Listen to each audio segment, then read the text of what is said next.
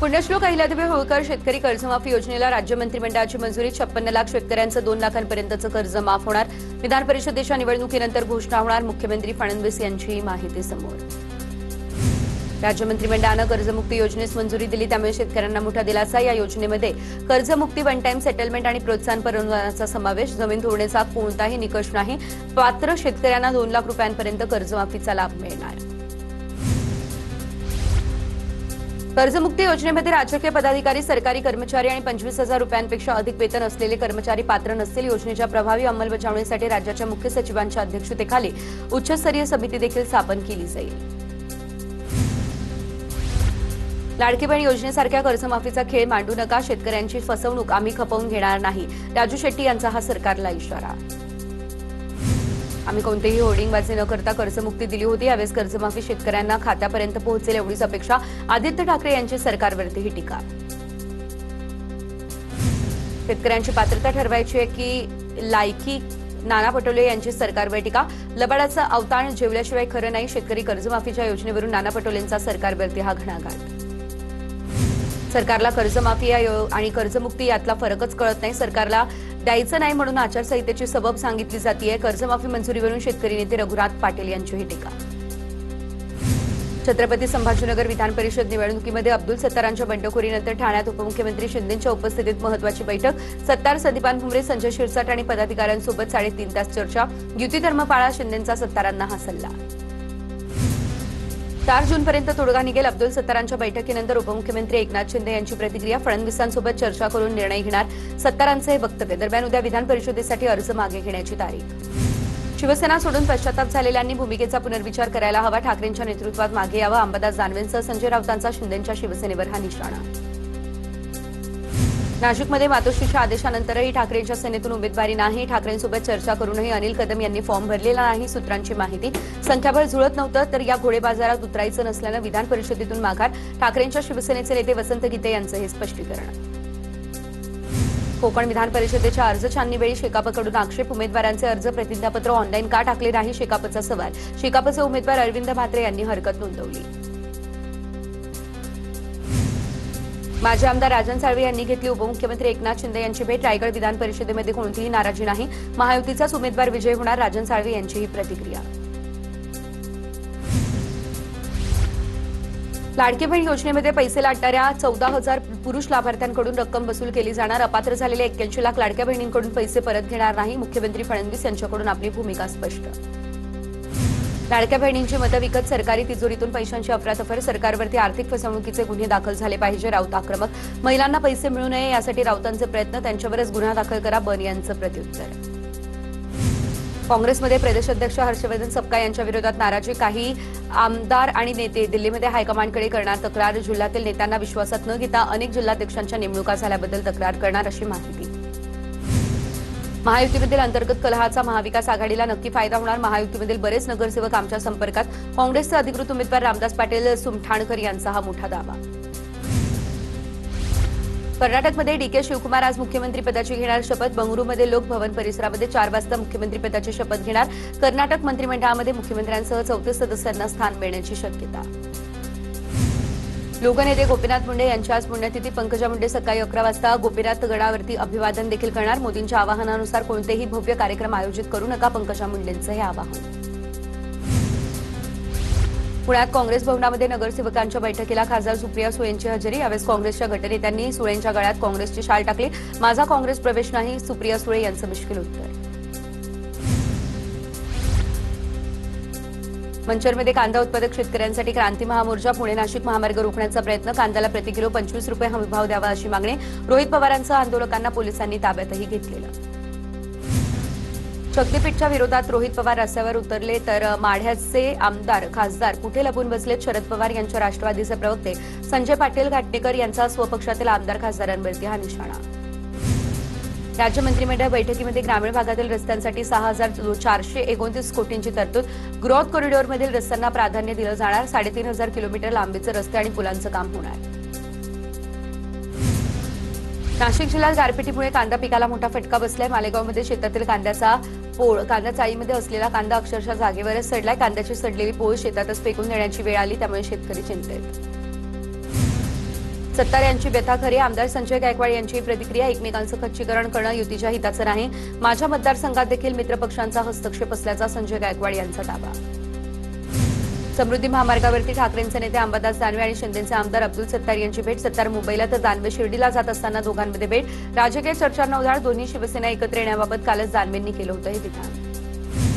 अब्दुल सत्तारांनी बोलण्याआधी शिंदेची परवानगी घेतली होती का विचारावं लागेल. आपल्या नेत्यांना विचारून बोलण्याचं समन्वय समितीच्या बैठकीत ठरलंय. अब्दुल सत्तारांनी केलेल्या वक्तव्यानंतर बावनकुळेंची प्रतिक्रिया समोर. महायुतीतील बंडखोरी शमवण्यासाठी रवींद्र चव्हाण आणि सुनील तटकरेंमध्ये अर्धा तास बैठक. बंडखोरांसोबत संपर्क साधण्यास सुरुवात. अर्ज मागे न घेतल्यास पक्षाकडून शिस्तभंगाच्या कारवाईचा देखील इशारा. विधान परिषदेच्या पार्श्वभूमीवर आज महायुतीची पत्रकार परिषद. रवींद्र चव्हाण, सुनील तटकरे, उदय सामंतांची संयुक्त पत्रकार परिषद. दुपारी 12 वाजता महायुतीची पत्रकार परिषद होणार. सोलापूर विधान परिषदेमध्ये काँग्रेस उमेदवार आदित्य फत्तेपूरकर यांचा अर्ज बाद. काँग्रेसचे सूचक असलेले नागेश भोसले यांची सही बोगस असल्याचं निष्पन्न झालं. त्यामुळे अर्ज बाद ठरवण्यात आला. तर भाजपने काँग्रेसच्या सूचकांचं अपहरण केलं. बहुमत असताना का घाबरताय, प्रणिती शिंदे यांचा हा आरोप. उमेदवार विप्लव बजोरिया यांचा उमेदवारी अर्ज बाद करण्यात आला. काँग्रेसचे उमेदवार हर्षजित देशमुखांनी बजोरियांच्या अर्जावर आक्षेप घेतला. बजोरियांनी प्रतिज्ञापत्रात दिलेल्या संपत्तीच्या माहितीमध्ये तफावत असल्याचा आरोप. विधान परिषदेसाठी आता यवतमाळमध्ये भाजप बंडखोर नितीन भुतडा मुख्यमंत्र्यांची घेणार भेट. मुख्यमंत्र्यांच्या भेटीनंतर नितीन भुतडा उमेदवारीबाबत पुढील निर्णय घेतील. पक्षातल्या नाराजीवर पडदा टाकण्यात पार्थ पवार यशस्वी. पार्थ पवार यांच्यासोबतच्या बैठकीनंतर सुनील टिंगरेंची नाराजी दूर. तर टिंगरे यांच्यानंतर आता सुरेश घुले यांचीही नाराजी दूर. विक्रम काकडे यांनी घेतली घुलेंची भेट. निवडणूक अधिकाऱ्यांनी विक्रम काकडे यांच्या अर्जावरील आक्षेप फेटाळला. काकडेंनी अर्जामध्ये मालमत्ता लपवल्याचा पवारांच्या राष्ट्रवादीचा आरोप. निर्णयाविरोधात पवारांचे राष्ट्रवादी कोर्टात जाणार. पुणे विधान परिषदेसाठी महायुतीकडून विक्रम काकडे यांना उमेदवारी. सतीश पाटलांकडून गोकुळ दूध संघाच्या निवडणूक तयारीला सुरुवात. करवीर तालुक्यातील भुयेवाडीमध्ये सतीश पाटलांचा दूध उत्पादकांसोबत संवाद. निवडणुकीमध्ये सोबत राहण्याचं आवाहन. नंदुरबारच्या तळोदा नगरपालिकेच्या सर्वसाधारण सभेत स्वच्छता कर्मचाऱ्यांच्या वाटपावरून वाद. शिवसेना भाजपकडून नगराध्यक्षांविरोधात बॅनरबाजी. महायुतीमधील वाद चव्हाट्यावर. मुंबईच्या गिरगावमध्ये ठाकरेंच्या शिवसेनेचं महागाई विरोधात आंदोलन. खासदार अरविंद सावंतांच्या उपस्थितीत आंदोलन. सायकल चालवत चूल मांडून सरकारच्या धोरणांचा निषेध. पुण्याला गुन्हेगारांची राजधानी म्हणणं चुकीचं. पोलीस आयुक्त अमितेश कुमार यांचं खासदार सुप्रिया सुळेंना नौपानी पत्र लिहित उत्तर. गंभीर स्वरूपाच्या बहुतांश गुन्ह्यांमध्ये लक्षणीय घट झाल्याचा देखील दावा. रस्त्यावर नमाज पठण बंद करा. किरीट सुमे यांची मुंबई पालिका आयुक्त पोलीस आयुक्तांना पत्र. मुंबईमधल्या रस्त्यावर नमाज पठणास देणं ही गंभीर समस्या असल्याचा पत्रात उल्लेख. पुणे पोलीस आयुक्तांच्या नौपानी पत्राला सुळेंचं पुन्हा पत्रानंच उत्तर. पुण्यातील वाढत्या गुन्हेगारीवरून पत्राचं सत्र. गुन्ह्यांची आकडेवारी, प्रत्यक्षातील स्थिती यामध्ये फरक. सुप्रिया सुळे यांची प्रतिक्रिया समोर.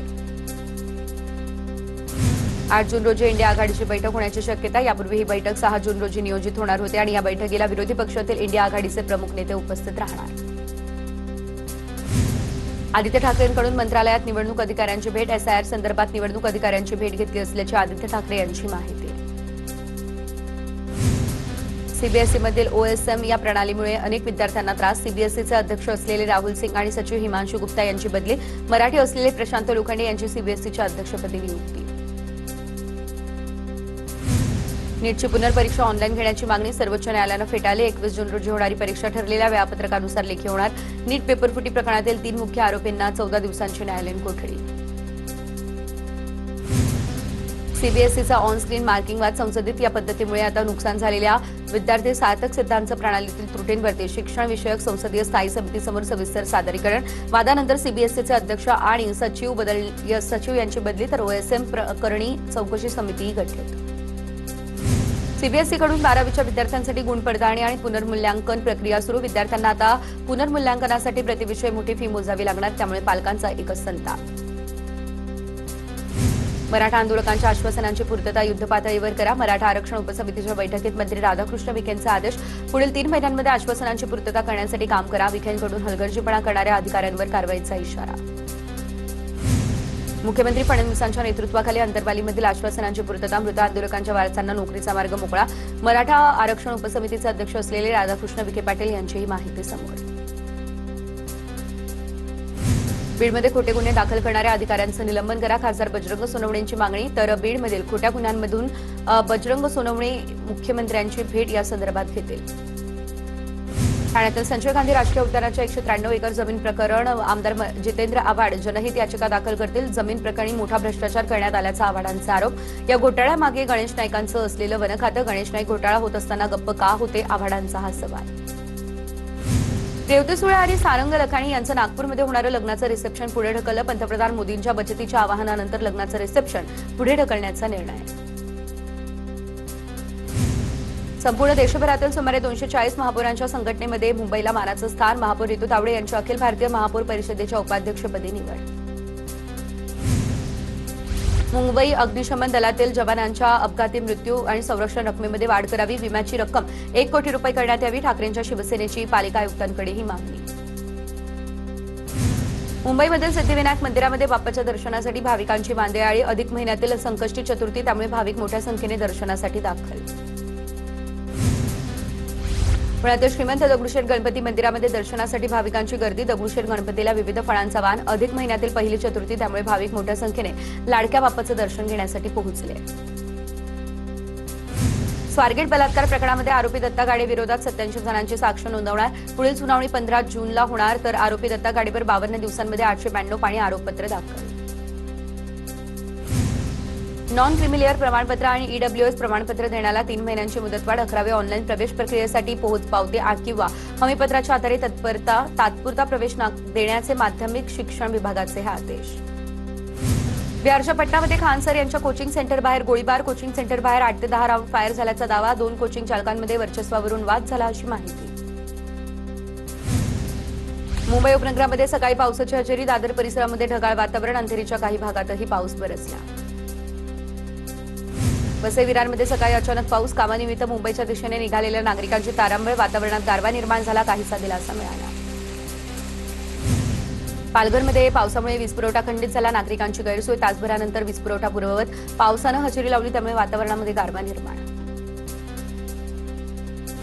अरबी समुद्रात पावसाच्या ढगांची दाटी. तर मान्सून केरळच्या उंबरठ्यावरती. पुढील 48 तास महत्वाचे. 8 ते 10 दिवसांमध्ये मान्सून महाराष्ट्राच्या सीमेवर पोहोचण्याचाही अंदाज. राज्यातल्या विविध भागांमध्ये जोरदार पावसाच्या सरी. धाराशिव, पुणे, नाशिक, जळगाव, नांदेडमध्ये मान्सूनपूर्व पावसाच्या हजेरी. नांदेडच्या अर्धापूर आणि मुदखेडमध्ये केळीच्या बागांचं प्रचंड नुकसान झालं. करमाळा शहरात मान्सूनपूर्व पावसाची जोरदार हजेरी. वादळी वाऱ्यासह पावसाच्या सरी. वातावरणामध्ये कमालीचा गारवा, त्यामुळे उकाड्यापासून नागरिकांना दिलासा मिळाला. अकोला जिल्ह्यात वादळी वाऱ्याचा शासकीय कार्यालयांना फटका. वादळामुळे बाळापूर पंचायत समितीच्या सभागृहाचे पत्रे उडाले. अनेक ठिकाणी झाडं उन्मळून पडली. वीजपुरवठा विस्कळीत झाल्या, अशा देखील घटना. नाशिकच्या इगतपुरीमध्ये मान्सूनपूर्व पावसानं हजेरी लावली. उकाड्यानं त्रस्त झालेल्या नागरिकांना दिलासा मिळाला. अखंड महाराष्ट्राचे कुलदैवत असणाऱ्या जेजुरीच्या खंडेरायाच्या गडावर जोरदार पाऊस. गडाच्या पायऱ्यांवरून यावेळेस मोठ्या प्रमाणात पाणी वाहत असल्याचा व्हिडिओ देखील समोर. रायगडच्या रोहा तालुक्यातील साने गावामध्ये झाडावरती वीज कोसळली. वीज पडताच झाडाने पेट घेतला. सुदैवाने या घटनेमध्ये कोणतीही जीवितहानी नाही. जम्मू काश्मीरमधील किश्तवाड जिल्ह्यामध्ये ढगफुटी. सार्थल या ठिकाणी गहाण आणि मच्छीपाल भागामध्ये झालेल्या ढगफुटीने जंगलाच्या भागात अचानक पूर. मोठ्या प्रमाणात चिखल आणि दगड रस्त्यावर. भिवंडीमधील नरपोली पोलीस ठाण्याची रेकी. दहशतवादी कटाचा तपासात धक्कादायक खुलासा. वांद्रेमधील अनधिकृत मशिदीच्या पाडकामाचं या ठिकाणी बदला घेण्यासाठी कट रचल्याचा संशय. उत्तर प्रदेश एटीएसकडून दोघांनाही अटक. बुलढाण्यातल्या जळगाव जामोद बनावट हत्याकांड प्रकरण. रोहित पवार सपकाळांची जळगाव जामोद पोलीस ठाण्याला भेट. तपास न करता एखाद्या गरीबाला गुन्हेगार बनवणं चुकीचं. रोहित पवार यांची ही टीका. नसरापूर अत्याचार प्रकरणी चिमुकलीच्या आजीची साक्ष न्यायालयानं नोंदवली. सुनावणीमध्ये आतापर्यंत 13 साक्षीदारांची साक्ष न्यायालयानं नोंदवली. तर सरकारी पक्षाने 82 साक्षीदारांची यादी सादर केली. सोलापूरमध्ये मौलानानं चिमुकलीचा विनयभंग केल्याची घटना. आरोपी मौलाना उमर रिझवीला 2 दिवसांची पोलीस कोठडी. आरोपी उमर रिझवी मूळचा उत्तर प्रदेशचा असल्याची देखील माहिती. स्वारगेट अत्याचार प्रकरणात आरोपी दत्ता गाडेवर आरोप निश्चित. तर विशेष सरकारी वकील अजय मिसर यांच्याकडून 87 साक्षीदारांसह पुराव्यांची यादी न्यायालयामध्ये सादर. भोंदू मनोहर भोसलेला लैंगिक अत्याचाराच्या गुन्ह्यामध्ये अटक नाही. भोंदू मनोहरवरती करमाळा पोलिसात लैंगिक अत्याचाराचा गुन्हा दाखल होऊन 7 दिवस झाल्यानंतर भोंदू मनोहरला अटक नाही. मनोहर भोसले सध्या जादूटोण्याच्या गुन्ह्यात न्यायालयीन कोठडीमध्ये. पुण्यात विषारी दारूमुळे मृत्यू झाल्याचं प्रकरण. ठाकरेंच्या शिवसेनेच्या शिष्टमंडळाकडून मृतांच्या कुटुंबाची भेट घेण्यात आली. अंबादास दानवे, सचिन आहेर, वसंत मोरे यांच्याकडून कुटुंबाची भेट घेण्यात आली. पुण्यातील विषारी दारू प्रकरणी सीआयडीच्या 10 टीम तयार. सर्वच्या सर्व 6 आरोपींना अटक. दापोडी पोलिसांकडून सीआयडीकडे गुन्हा देखील वर्ग. सोलापूर या ठिकाणच्या करमाळ्यामध्ये भावाला भेटायला गेले जात असताना नेर्लेमधील पती-पत्नीचा अपघातामध्ये जागीच मृत्यू झाला. बस आणि दुचाकीचा म्हैसगावजवळ समोरासमोर अपघात. भीषण अपघातात 7 वर्षीय मुलगी गंभीररीत्या जखमी.